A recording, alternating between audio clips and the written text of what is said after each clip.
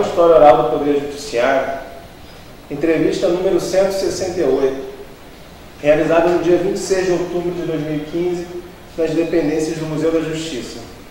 Entrevistado, o desembargador aposentado Dilson Gomes Navarro Dias. Com a palavra, o desembargador Ronald Valadares. Eu quero dizer ao desembargador Dilson Navarro que a comissão que cuida hoje da memória do Tribunal de Justiça se sente muito honrada com a sua presença para essa entrevista, que procura registrar informações de caráter pessoal do elemento humano que presta relevantes serviços ao Poder Judiciário do Estado, como é o seu caso. O desembargador Décio Xavier Gama é o presidente da comissão. Eu sou membro dessa comissão e o coordenador desse setor de memória oral. Então, cabe-me dizer, desembargador Dilson, que esses registros são muito importantes para o Tribunal de Justiça, porque ele recolhe a história do presente, evidentemente, com objetivos do futuro. O Gilmar é o nosso secretário e muito cuidadoso com esse trabalho, e ele tem presenciado com muita frequência a procura de pesquisadores que vêm aqui obter informações sobre juízes que integraram o Tribunal de Justiça e que têm aqui esse depoimento registrado. Então, que a gente pensa que fica apenas o registro para guardar, não é só isso, não. Pessoas, acadêmicos de direito, escolares, têm procurado muito esse setor aqui do Museu da Justiça, interessado em saber pontos de vista, esclarecimentos, detalhes, depoimentos daqueles que foram entrevistados e deixaram aqui registro da sua história. Então, o tribunal se sente muito honroso, muito honrado hoje com a sua presença honrosa, e o Gilmar vai coordenar aqui as perguntas, nós vamos conversando aqui como se estivéssemos, como estamos, entre amigos. O Gilmar pode dar início a... Com isso, eu quero dizer o seguinte, meu amigo Ronald, exagerado. Por isso é que a lei não permite que o juiz julgue causas de amigos, que o juiz deixe de ser um bom julgador como julga um amigo. Bondade de Vossa Excelência. É justiça dele. Muito bem, Excelência. Então, nós começamos nossa entrevista perguntando ao senhor data e local de nascimento. Eu nasci na então cidade de Campos, hoje Campos do Goitacazes, em 19 de fevereiro de 1970. O senhor poderia relatar um pouco, vai puxar um pouquinho pela memória do senhor, relatar um pouco como foi a sua infância lá em Campos dos Goitacazes, sua família, seus familiares, se houve alguma influência para que o senhor enveredasse pelo campo do direito. Como é que foi a sua infância, a sua adolescência? Olha, a bem da verdade, eu não guardo boa lembrança da minha infância porque era paupérrima. Eu tive a sorte de que em Campos o ensino público era de primeiríssima qualidade no fim dos anos 30 e começo dos anos 40. Eu estudei em grupo escolar, onde aprendi muito com professores muito bonitos, e fiz o então ginásio no Liceu de Humanidade de Campos, que olhando para trás assim, eu fico até admirado de ver o valor de um colégio daquele na cidade do interior. Realmente é uma cidade extraordinária. Agora, essa foi a minha sorte. Então, agora, meu pai tinha sido empregado numa usina, mas trabalhando na lavoura durante a infância.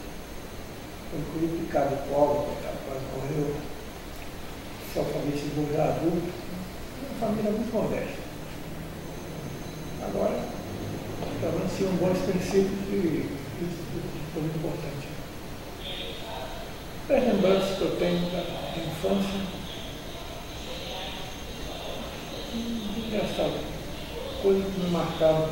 Uma foi que lá em Campos passou, em 1965, se dirigiu na mão Zeppelin, uma festa na cidade que passou baixinho, uma coisa que passou em Povoado. Outra em Povoado, um vizinho, um garoto, morreu atingido por um raio, morreu atingido por um raio. Outra coisa que eu guardaria foi, hoje eu sou ateu, mas na época eu era católico. A minha primeira comunhão foi na Catedral do Campos, uma coisa que eu não esqueço. Em 1936, 37. E não tenho boas lembranças de Campos por isso. A primeira vez que eu fui de Campos foi para ver um Rio em 1945. Passei uns dias aqui na casa de um parente e voltei. Campos, eu gosto da cidade. Apenas para registro, qual o nome dos seus pais? João Navarro Dias, Letília Gomes Navarro.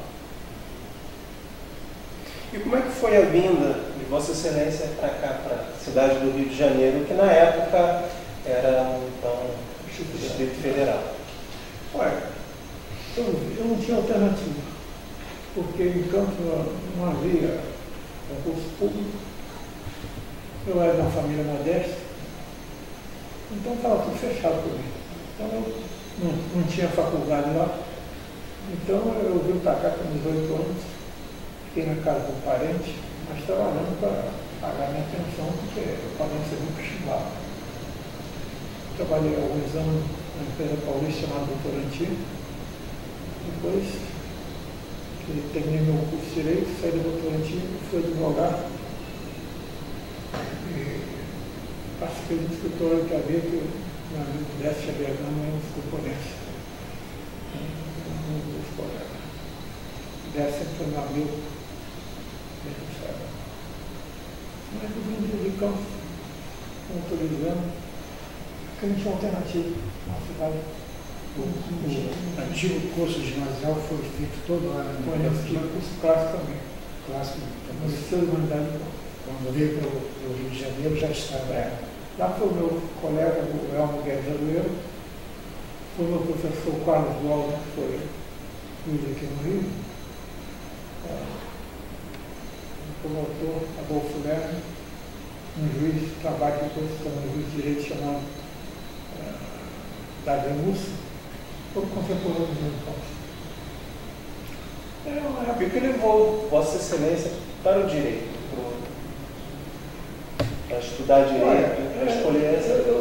Eu diria que foi uma espécie de influência que eu recebi no ginásio, porque os professores lá achavam que eu era um bom aluno, não era o melhor, mas era o melhor aluno do 40. Achavam que eu seria um bom advogado por me expressar com facilidade. Então, de uma certa forma, eles me direcionando. botaram aquela sementezinha, né? E eu gostava de, em frente do liceu, tinha o prédio do fórum, que eu não sei se ele existe lá. Mas ele ia lá assistir jogo, tinha aqueles advogados falando. Eu acho que isso aqui foi eu. E aqui no Rio, o senhor estudou, foi na faculdade? Foi em Niterói. Eu tive que ir para Niterói, lá acabei ficando, porque eu não tinha condição de fazer o CPOR, que era o Centro Preparatório de Cidadania Elétrica.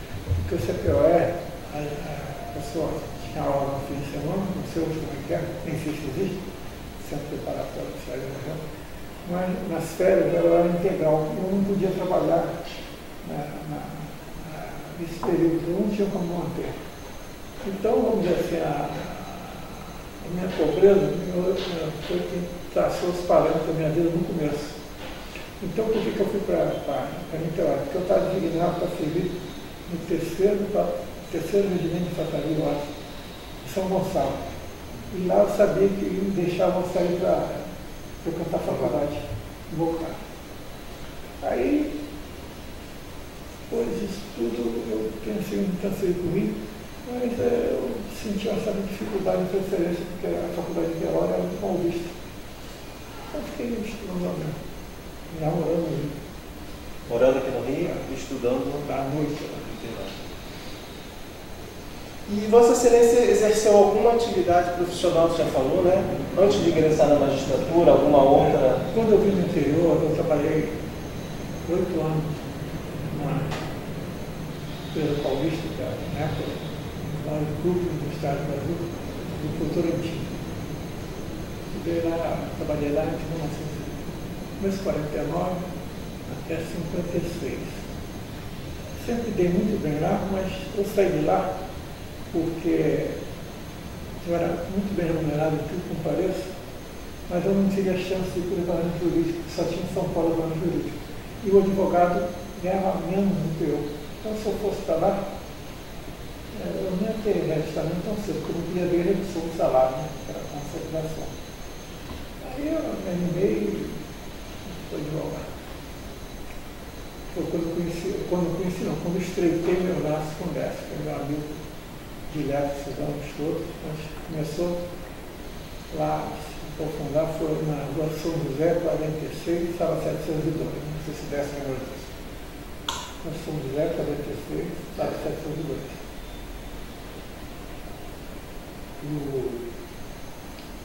Já éramos conhecidos desde a sua atividade antes da advocacia.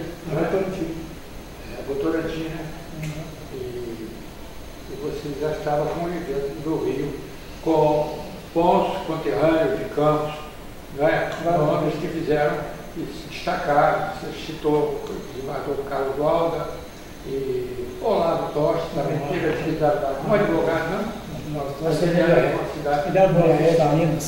De Minas. Ele é mineiro e o nosso estado de Minas. Mas eu cheguei a conviver no tempo do Banco do Brasil, nessa ocasião, com algumas pessoas de origem de Campos. Você foi um deles, se tornou um particular amigo de estima especial da minha família, e foi quando tivemos a ocasião de, inclusive, receber do nosso escritório. Eu já tinha um escritório com colegas de faculdade que me convidaram para participar da fundação do escritório. Esse escritório permaneceu, perdurou depois que nós saímos, saiu o primeiro dia. Eu saí em 1966.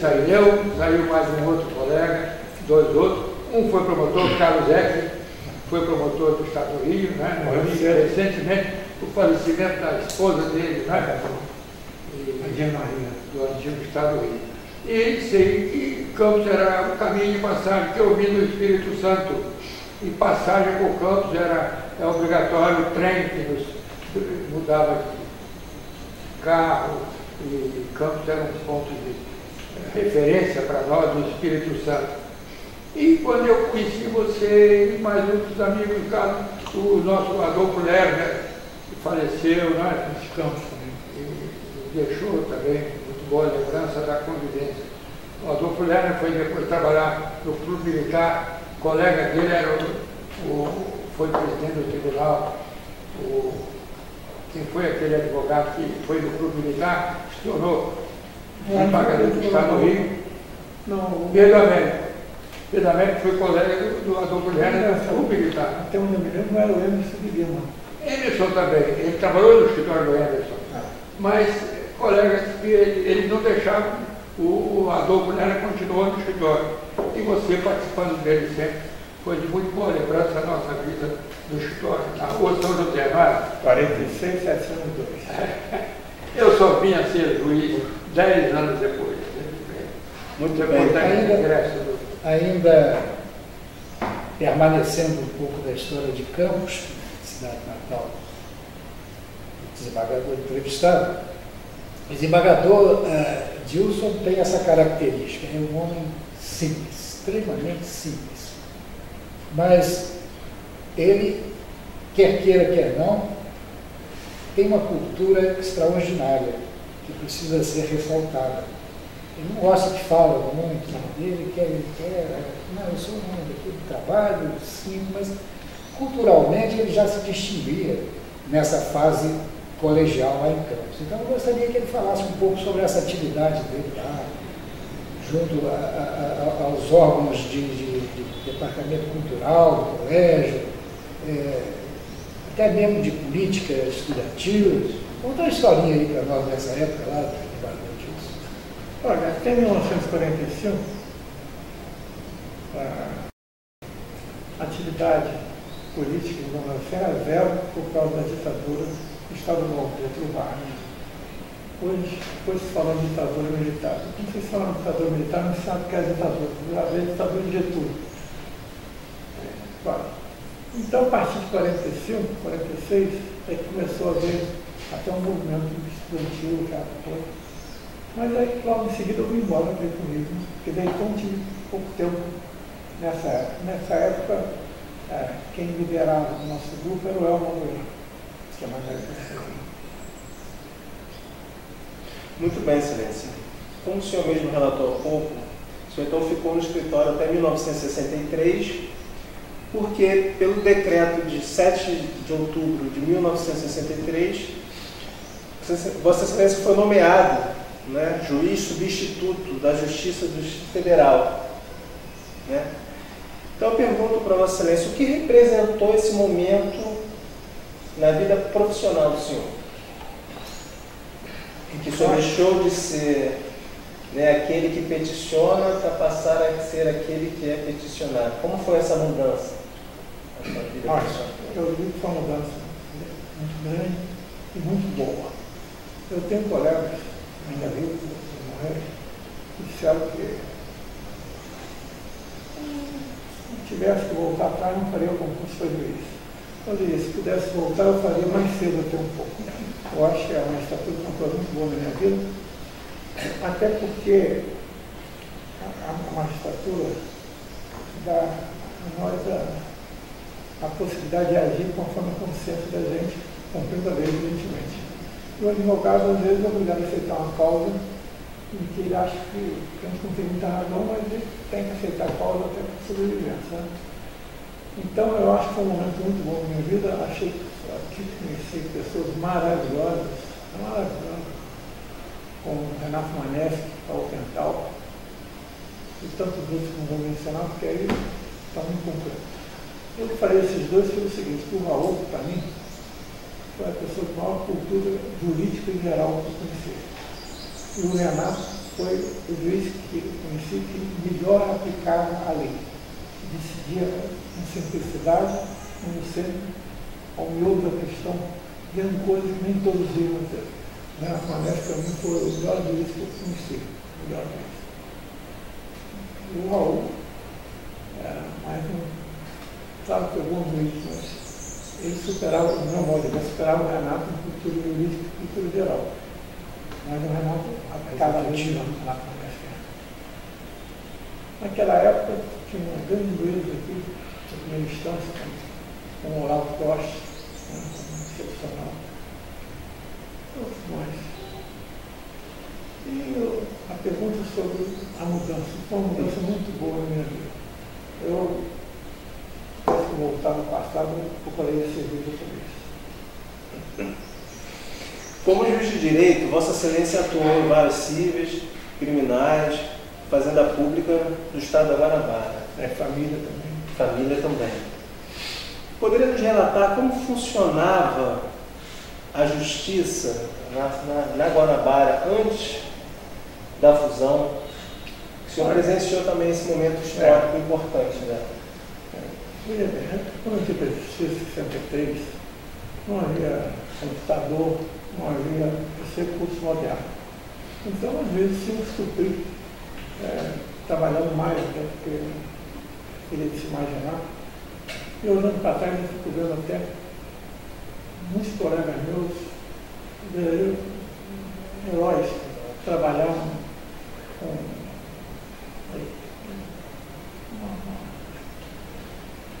uma infraestrutura ruim, entendeu? Os eventuários que na época não eram concursados, os titulares de cartão, tudo nomeado pelo presidente da República, no Ministério Federal, por exemplo, em seguida. Então, eram políticos, gente que não tinha a menor ligação com a justiça. Então, eu acho que a fusão fosse para o andamento da nossa carreira um certo prejuízo, porque retardou as promoções. Eu fiz o Estado do Rio, lá com a pirâmide invertida, né? Tinha muitos juízes de terceira instância, E aquilo que eu falei, então aqui um juiz leva 10 anos de ser promovido. Eu vou dar um exemplo. O Mário Mendonça, meu colega de concurso, ele era juiz lá nos Estados Unidos, final da infância. Fez concurso aqui, passou. Outro colega dele da mesma época fez e perdeu. Quando houve a fusão, esse colega dele veio como desembargador.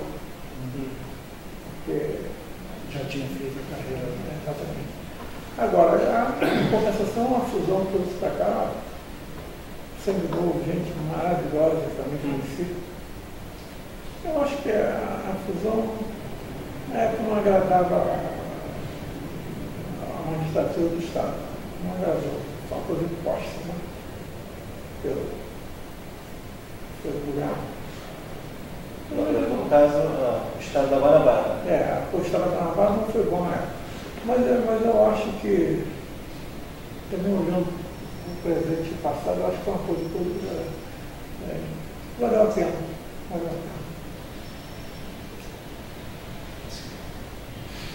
E em relação, Vossa Excelência, ao período militar, Vossa Excelência foi nomeado em 63, então, enquanto magistrado, o senhor acompanhou todo o período da ditadura. Olha, como é que era, né, a atuação do magistrado? Eu vou lhe dizer uma coisa. Quando eu entrei, foi antes da Revolução de 31 de março. Quando eu vi a Revolução de 31 de março, já marcou preço. Não era o golpe militar que depois perdeu o rumo. A Revolução perdeu o rumo. Mas como foi feito, ela tinha um apoio de 70%, 80% da população. Mas infelizmente perdeu o rumo. Olha, eu nunca fui pressionado por ninguém para dar minha decisão. Nunca fui. Não sei se outros colegas foram. Eu nunca fui. Nunca tive dificuldades. Então, foi uma etapa da vida brasileira. Digo mais. O senhor diz assim, Descalado perdeu o rumo, assim. Onde o senhor acha que falhou? Perdeu o rumo? Inclusive, porque não enterrou o poder rapidamente esse serviço. Ela devia vir, porque a situação da época, quando houve a Revolução, era 10 vezes pior do que hoje. O descalabro econômico, a inflação, o governo era desmoralizado. Então os militares ocuparam um barco a rigor com apoio da população. Ela perdeu o rumo por quê? Porque tomaram gosto pelo poder e não quiseram sair. Aí, essa é a minha opinião, né? Tomaram gosto pelo poder e se eternizaram. Então, então, se eu apoiei a Revolução de 64, foi. Deixei de apoiar daí uns 2 ou 3 anos, porque eu senti que eles não queriam sair. A minha ideia é que eles deviam fazer o que tinha que fazer, medida de exceção, e vou fazer eleições e entregar o poder que não gente vai entregar. Então, o saldo da Revolução, para mim, foi ruim. Não como juiz, como cidadão. Foi ruim. Mas os primeiros 2 anos, eu acho que foram bem produtivos. Não, ponto de vista. Sim. E como juiz, qual o paralelo que o senhor traçaria dessa justiça, né, aqui na nossa Guanabara, né, antes e depois da redemocratização, depois de 85? Olha, até na verdade não vi diferença nenhuma. Os erros que havia antes, existe hoje, quando eu entrei na magistratura, sempre se murmurava contra um ou outro juiz, um ou outro desembargador, e quando eu saí também. Então, uma ovelha negra do Rio sempre existe num universo desse, né? Não é possível imaginar que a magistratura, um segmento da sociedade brasileira, seja muito diferente da sociedade brasileira. Nós temos como brasileiros todos os defeitos que nós conhecemos. Não é para esperar que todos os juízes sejam iguais. Pode ter um ou outro que, infelizmente, é assim. É o que eu acho. Vossa Excelência também houve um período em que atuou como juiz do Tribunal de Alçada Civil. Fiquei lá uns 12 anos. Né? Como era o funcionamento desse? Olha, o Tribunal de Alçada Civil funcionava da mesma forma que o Tribunal de Justiça funciona hoje. Nem melhor nem pior, não é dizer. Claro, aqui tinha alguns juízes que retardavam o trabalho, tinha mais duas coisas. inevitável quase. Né? Característica de cada um, né? Cada um. Todos são iguais. Na hora que a comissão de inscrição no concurso aprova uma pessoa, aprova para aquilo que apresenta, mas a pessoa depois é para se revelar. Né? E onde funcionava o Tribunal de Alçada Civil desse período? O que o senhor atuou? O que eu atuei já foi no prédio novo. Já foi no prédio novo, foi né? instalado aqui. Aliás, foi instalado na Avenida Rio Branco 241. Naquele prédio antigo do Supremo Tribunal Federal. O antigo Supremo Tribunal, né? Mas no período que o senhor atuou, ele já estava aqui Eu estava aqui na Rua do Manuel. E como que o senhor acompanhou a extinção? No final dos anos 90, Olha, vem a extinção do eu sempre Tribunal fui favorável à extinção do alçado. Porque o Tribunal de Alçada, quando foi criado, ele tinha competência para ser conselado mínimo. Então, se entendia um tribunal para pequenas causas, julgamento nacional. Só que a coisa foi se modificando, a competência passou a ser ração em matéria. Olha, então o que aconteceu? O procedimento sumarista, o recurso para nós. No procedimento sumarista, a gente pedia sinalização, porque foi um prédio que pegou fogo, desabamento do Paulo Fontaine, essas coisas. Né? Então, causa valor enorme. E para o Tribunal de Justiça, ia ser ração em matéria, as questões da família. Então, enquanto os desembargadores, na época, decidiram sobre uma pensão, se devia ser um salário mínimo ou dois, nós no Tribunal de Alçada tivemos causa gigantesca. Então, não dá para entender. Então, tinha que extinguir até mais tempo. Havia duplicidade de servidores, duplicidade de diretores, diretor da garagem um, diretor da garagem outro, etc. Então, a extinção da alçada, eu sempre fui favorável. E votei assim. E depois triplicidade, né? Porque tinha sala civil e o criminal, né? Depois da... Não, mas quando extinguiu os dois. Isso. De vez. Mas assim, tinha o Tribunal de Justiça e depois mais estruturas, dois... Tinha três estruturas, né? De alçada civil e de alçada criminal. O criminal funcionava nesse prédio. E Justiça Eleitoral? Vossa Excelência chegou a atuar? Atuei na 10ª zona eleitoral no tempo que a apuração ainda era manual. A 10ª zona eleitoral é? Né? Qual é a região? Encantado, 10ª zona. Mas fui juiz lá há pouco tempo. E fui juiz há pouco tempo por quê? Porque nós não tínhamos quase funcionários. Porque os funcionários do tribunal eram... Vou desligar aqui. Devia ter desligado antes. Eram funcionários em geral de outras repartições, né? Mas tudo. Vinham para o eleitoral. Mas tudo indicado por político, né? Falando a verdade, pelos próprios embargadores. Então, o que acontecia? Quem queria ficar encantado? Não tinha. Tinha 3 funcionários, 2, 3 funcionários. Copacabana tinha 40, por exemplo. A Gávea tinha mais 40. E eu perdi quase que o ano, porque o meu chefe lá de zona eleitoral, já morreu. Quando chegou para a eleição, faltando uns meses, ele disse: eu preciso de mais funcionário aqui. Com 2 funcionários não dá para preparar essa eleição. Eles só mandam na semana da eleição. Eu disse: não tem problema, vou falar com o tribunal da época, eu era turismo. Falei com ele, ele disse: não, mas nós temos dificuldade no funcionário. Dificuldade. Copacabana tem 30 funcionários. Já tem não sei quantos, eu tenho 2, 3. Desculpe, se eu vou falar com o presidente do Tribunal Eleitoral. Aí, feita a eleição, saí. Eu achei um absurdo tudo. Não tinha condição de trabalhar. De bom tempo, né? Aí fiquei mal, inclusive, com o chefe da zona eleitoral. Eu disse: não vou conseguir alguns funcionários para aqui. Ele me olhou com cara, ninguém quer vir para cá. E o Brasil é um dos poucos, se não o único, talvez, país que tem uma justiça eleitoral. Muitos magistrados até criticam, outros apoiam. Qual é a opinião de Vossa Excelência? Olha, eu não tenho uma opinião firme a respeito. Não tenho, realmente não tenho. Mas, olha, de forma abrangente, acho que a justiça deve ser uma só. Incompetência para direito de trabalho, direito eleitoral, para tudo. Não se acha que deve haver. Eu não tenho uma opinião firme a respeito. Mas você acha que houve uma evolução das eleições? Não. O que houve uma evolução realmente era, claro, houve muito, foi a parte tecnológica. Hoje faz a eleição, umas horas sai o resultado. Naquele tempo a apuração era feita com tudo comparado com o estado de Maracanã, porque ele estava no Maracanã, uma vez novo.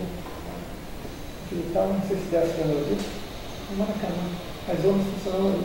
E ao meio-dia do dia seguinte é que havia o início da apuração, o presidente do Tribunal Eleitoral ia lá para tirar o voto simbólico, o primeiro voto.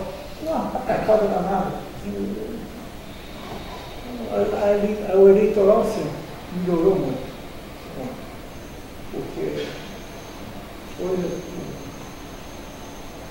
informatizado, muito rápido. A gente vê na Argentina, aquelas salas grandes,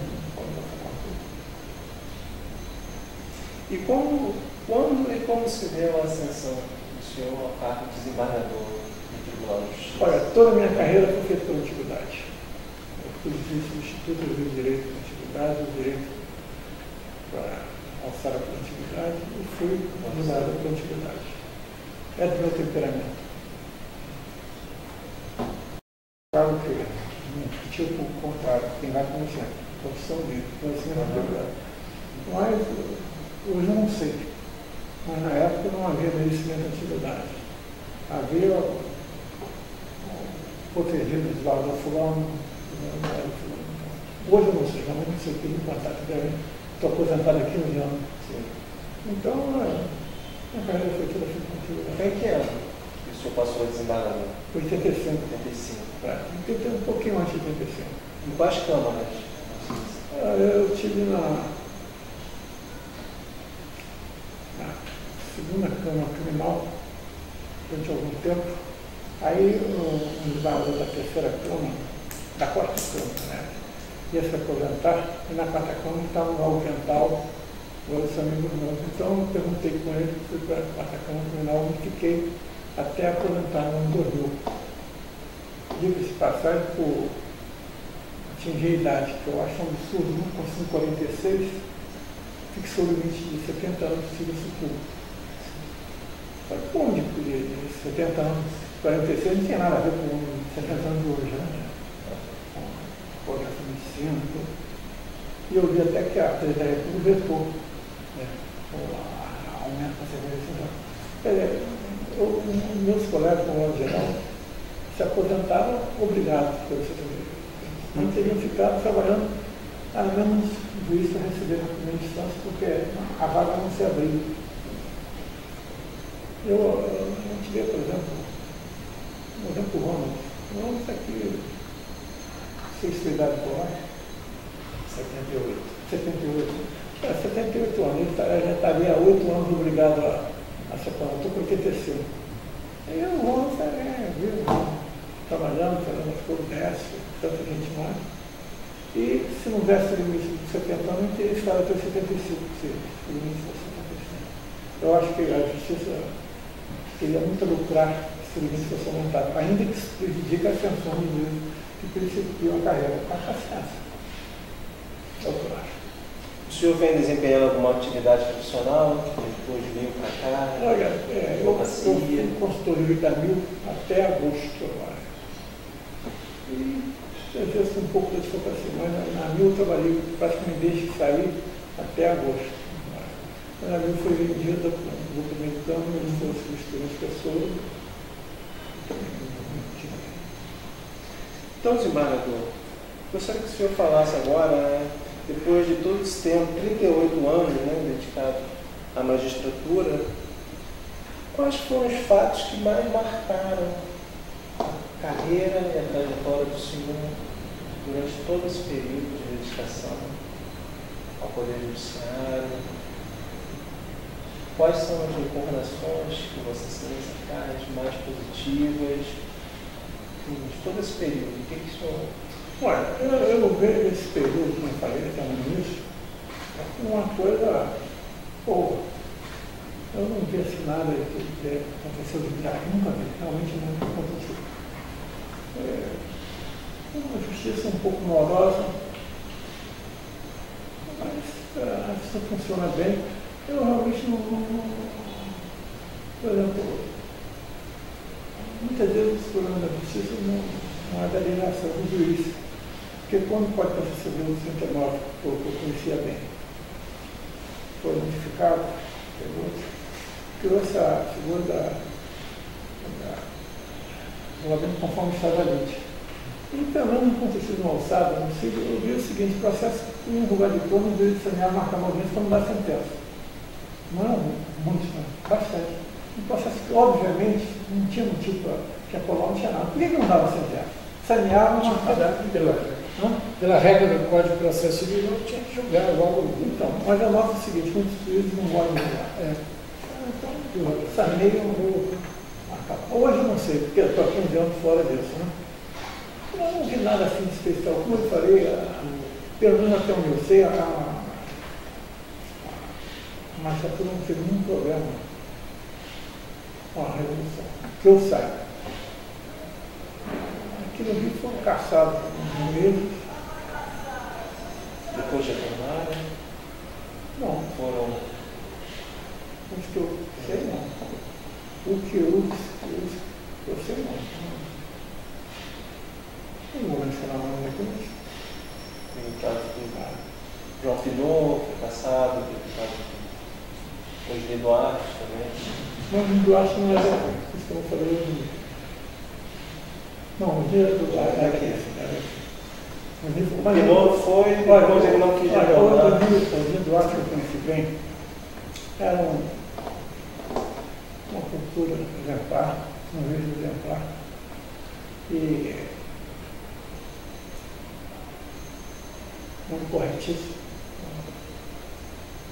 Mas acontece o seguinte, ele escreveu o livro assim, quem faz a regra no Brasil? O ministro tem muito respeito pelo ministro, né? Mas o juiz de direito não pode adotar uma linha comunista, não pode. Por via da doutrina. Ele era ferrenho. Não sei se alguém aqui deu quem faz a regra no Brasil, outro livro não é. Eu vi a comunista. É uma posição muito ostensiva. Olha, quer ver uma coisa? O Pinto Falcão, que se aposentou logo. Por quê? Porque ele acabava sendo caçado. Porque pouco antes da Revolução, ele fez um livro chamado Noções de Direito Político. E ele faz referência àquele movimento militar de 1960. O centro foi um gênero de Souto, que não queria dar posse ao João Goulart. E ele se referia ao ministro da Marinha da Aeronáutica do Exército, na época da guerra, botando o nome dele em letra minúscula. Como é que botou em letra minúscula? Isso foi uma crise histérica desse militar, não sei o quê. Aí veio o regime militar, mesmo de força, ele se aposentou voluntariamente. Senão ia ser passado também. A Revolução fez muita coisa errada, entendeu? Fez muita coisa errada. Mas a verdade é o seguinte, dentro dos parâmetros das garantias constitucionais, é muito difícil fazer essa coisa. É a minha opinião também. Hoje modernamente, né, eles falam no juiz proativo, no juiz que tem que ir à frente, né, que tem que assumir, mas o juiz não pode deixar de manter a posição dele, né, de magistrado, de equidistante, da vida partidária, pode ter os seus pensamentos, as suas convicções, é claro. Teve um jurista, filósofo italiano, que eu não vou mencionar o nome porque eu não estou certo por ele, um daqueles mais conhecidos que você que ordena, mas não foi o que ordena, foi. Ele diz o seguinte, quando o juiz pega um processo, ele deve dar a solução que um pai de família daria, que um homem de bem daria, dentro da lei. Aí consulta a lei. Se aquilo não se adaptar à lei, ele tem que ser injusto para aplicar a lei. Porque eu falo muito na direito alternativo, no Rio Grande do Sul, anos atrás, o negócio estava cada vez mais forte. Como é que um juiz pode desobedecer a lei? A lei é para todos. Eu sempre fui legalista.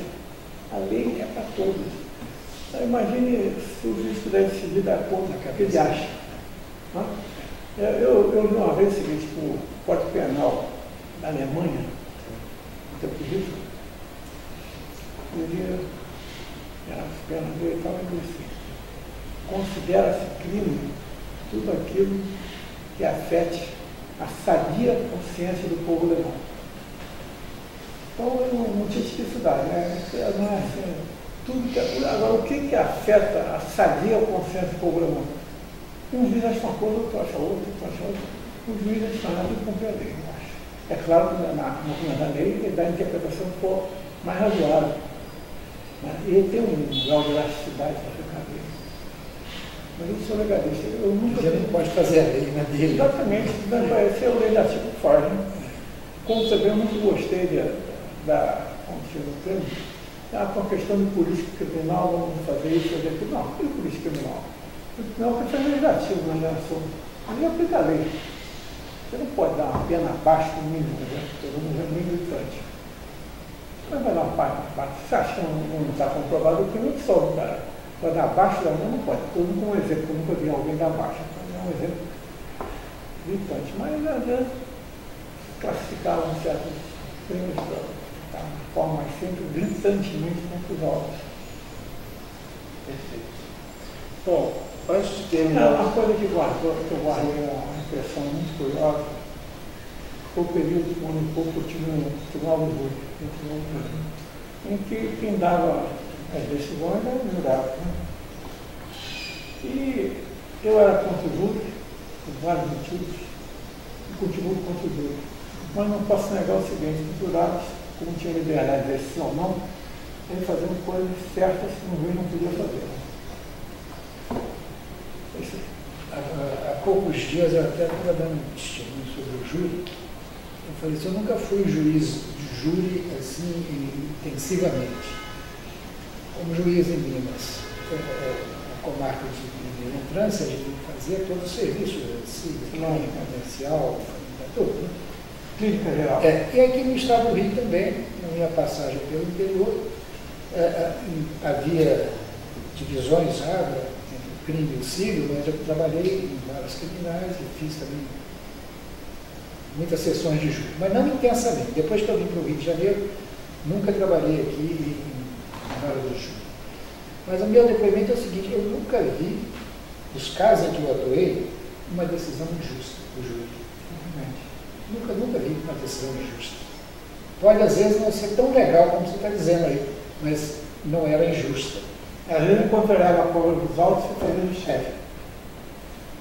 No fim, você vai raciocinar sobre aquilo tudo que o júri decidiu. Então, eu fui contra o júri, antes de mais nada, sabe por quê? Porque é inadmissível para jogar um negócio, tira esse juiz togado, e vocês não têm uma ideia de quanto custa um julgamento do juiz. Porque os funcionários públicos são praticamente que compõem o corpo de jurados. Às vezes, assim, engenheiro, não dá para trocar. Economista, então, porque a empresa privada quer poder quando o empregado sai. Fica privado. Então, os nossos jurados, eles são recrutados na classe média, alta. E é muito caro aqui, faz pouco junto com eles. Representa, né, a sociedade. Naquele binômio, duplo benefício, o prejuízo do benefício, né? O custo é muito grande, muito grande. Nós, país pobre, Estado pobre, não vamos gastar uma fortuna. Sempre é uma despesa de um tribunal do júri por mês. Pela quantidade de processos que ele buca, vê quanto custa cada julgamento. Nós fizemos há pouco, alguns anos atrás, um levantamento de todos os nossos entrevistados. A maioria deles a gente pergunta também se é contra ou a favor do júri. Praticamente 50% a favor e 50% contra. Eu sou contra, controverso. mas eu sou contra talvez até por um motivo que poucos sejam. É porque o custo é muito grande, mais econômico, muito grande. Tirar 21 servidores públicos todos da TIP para poder funcionar mais vezes por ano. Nas comarcas do interior, a regra é a seguinte: os juros as sessões do juro eram feitas trimestralmente. Então, claro, de acordo com o número de processos que estavam prontos para julgamento, né? Mas o conceito local era de 3 em 3 meses. Então, aí já era, acho que, uma coisa mais relativa. E não tinha tantos julgamentos individuais na vida, né? Então, aí você fazia uma sessão de júri, no trimestre, você julgava 6, 8 casos. Aí eu acho que isso diluiu um pouco essa preocupação que você tem com a economia. Mas aqui, no Rio é permanente. É competência do governo. Todo dia tem julgamento. Quando pode direito, só tinha um tribunal do que era esse. E aí, já estava na justiça, quando foi criado o segundo tribunal do júri, que era ali perto da Candelária, nunca fui lá, não sei que era por ali. Algo mais? Não, antes de encerrar, então. Olha, mas o Mauro está me permitindo deixar registrado que, por orientação e indicação do Dilson Navarro, eu fui dar umas aulas de curso superior e tomei conhecimento da longa atividade dele no ensino superior. E ele conhecendo profundamente a legislação do ensino superior e teve uma atividade longa, por mais de 10 anos ou talvez, ligado ao ensino até superior. Está se vendido. Viajava para a capital, para o interior, para o congresso, estava sempre com a palavra orientando, porque era uma legislação específica, especial, e ligando as faculdades de direito especialmente, né? Eu, como magistrado, também desenvolveu essa atividade. Desencarnado depois. Eu poderia acrescentar que entre 1971 até que a Estácio foi vendida há anos atrás, eu fui diretor da Faculdade de Direito durante alguns anos, e depois fui vice-presidente e no nome como diretor tesoureiro, até ela ser vendida. Então, uma vida bem longa, paralela à magistratura. Né? Sim. Bom, chegando ao fim da nossa entrevista, desembargador, como eu expliquei para o senhor no início, nossas entrevistas são filmadas, são gravadas, e nós sempre perguntamos ao nosso entrevistado se ele está de acordo em ceder ao Museu da Justiça, ao Poder Judiciário, esse depoimento que ele acabou de prestar, para que ele possa estar disponível à consulta pública, a publicações na sua forma integral, editada, se você tem alguma restrição, para que nós possamos fazer uso desse documento, desse depoimento e poder abri-lo à sociedade, a qualquer pesquisador que tenha interesse em consultar. Eu digo expressamente Muito obrigado, então. E agradeço o convite, para mim foi muito agradável.